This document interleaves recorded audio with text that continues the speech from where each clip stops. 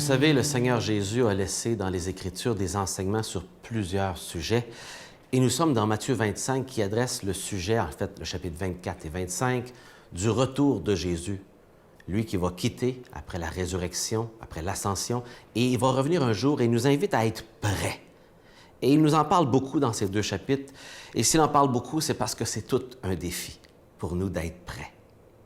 Et je vous lis donc ces quelques versets qui font réfléchir sur le mandat que Dieu nous confie, nous accorde sur terre et la perspective qu'on doit avoir.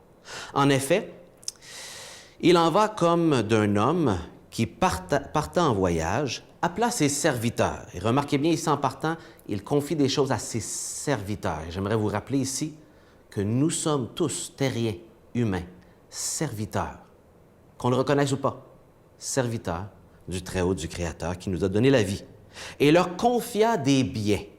Alors, rappelez-vous ici, il leur confie des biens. À l'un, il remit 5 talents, et il faut se rappeler ici que talent, c'est un mot qui parle d'une grande quantité, c'était l'équivalent de 10 fois le salaire annuel d'un ouvrier. On parle de 45 kilos approximativement d'argent. C'est beaucoup d'argent qui sont confiés, donc il y en a 5 talents qui est confié à un, et à l'autre 2, et à un autre un seul. Chacun selon ses capacités. Donc, il ne répartit pas tout égal. Chacun a des capacités, des dons, des choses qu'il peut faire qui sont différents. Il donne à chacun selon sa capacité. Et il va juger aussi chacun selon ce qui lui a été accordé. Le Seigneur est juste. Aussitôt, celui qui en avait reçu 5 talents s'en alla les faire valoir et gagna 5 autres. De même, celui qui en avait 2 talents en gagna 2 autres. Mais celui qui en avait reçu qu'un alla creuser un trou dans la terre et y cacha l'argent de son maître. Et tout de suite, ça nous accroche. On dit, voyons donc, pourquoi faire une telle chose? Même le placer à la banque serait plus intelligent et le Seigneur va le soulever aussi. Longtemps après, arrive le maître de ses serviteurs. Il règle ses comptes avec eux. Et voilà, ça c'est le gros défi. Longtemps après. Et le mot utilisé ici pour le temps, c'est le mot chronos. Pour nous, le facteur temps est tellement un défi. On nous confie des biens sur cette terre. Il est facile d'oublier en partant qu'ils nous sont confiés par le Créateur et qu'un jour, on va devoir rendre des comptes. Et ce n'est pas le seul endroit dans les Écritures où on nous rappelle qu'on aura tous des comptes à être comparés de ce que Dieu nous a donné. Que vous le reconnaissiez ou pas, Dieu vous confie des biens. Que vous croyez en Dieu ou pas, Dieu vous prête la vie pour un temps. Et un jour, il nous demandera des comptes. Jésus est clair à tous et chacun, qu'on croit en lui ou pas. Et on va voir ici certains qui ont cru et qui ont agi d'eux-mêmes, d'autres qui ont été incrédules avec une mauvaise vision de Dieu. Et qu'est-ce que ça produit dans leur vie? Mais on va rendre des comptes. Celui qui avait reçu 5 talents s'avança et présenta ses 5 autres talents.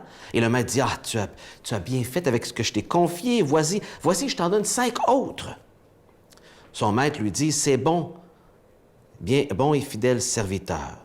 Tu as été fidèle dans peu de choses, sur beaucoup je t'établirai. » Donc, c'est un test en quelque sorte. Viens te réjouir avec ton maître. Et donc, ici, on voit le motif, la joie du maître. On veut servir le maître et lui causer de la fierté, de la joie. Celui des 2 talents s'avança à son tour et dit, « Maître, tu m'avais confié 2 talents, voici les 2 autres talents que j'ai gagnés. » Son maître lui dit, « C'est bien, bon et fidèle serviteur. Tu as été fidèle en peu de choses et sur beaucoup je t'établirai. Viens te réjouir avec ton maître. » S'avança ensuite à son tour. Et là, on remarque que c'est la bienveillance et la bonté, la générosité du maître. Celui qui avait reçu un seul talent, il dit, « Maître, je savais que tu es un homme dur. Tu moissonnes où tu n'as pas semé, tu ramasses où tu n'as pas répandu. Par peur, je suis allé cacher mon talent dans la terre, et le voici. » C'est particulier, hein? Cet homme a une vision de son maître dur, et pourtant, il devrait encore se motiver davantage à revenir avec le fruit de travail, et non, par peur, il va se sauver. Par une mauvaise vision de Dieu, il va être égoïste, centré sur lui et tout abandonner son rôle. Et regardez ce que le maître fait. Mais son maître lui dit, « Mauvais serviteur, timoré, tu savais que je sème. Si tu savais tout ça dans le fond, mais qu'est-ce que tu as fait avec ce que je t'ai montré? Et ce que tu pensais de moi? » Il y avait une fausse vision de Dieu. Et il dit, Il te fallait donc placer mon argent chez les banquiers, et à mon retour, j'aurais recouvert mon bien, avec un intérêt au moins. Retirez-lui donc son talent, et donnez-le à celui qui en a 10 talents. Car à tout homme qui a, on donnera, et celui qui a en surabondance, mais celui qui n'a pas, même ce qu'il a sera retiré. Quant à ce serviteur, bon à rien, jetez-le dans les ténèbres du dehors. Là seront pleurs et grincements de dents.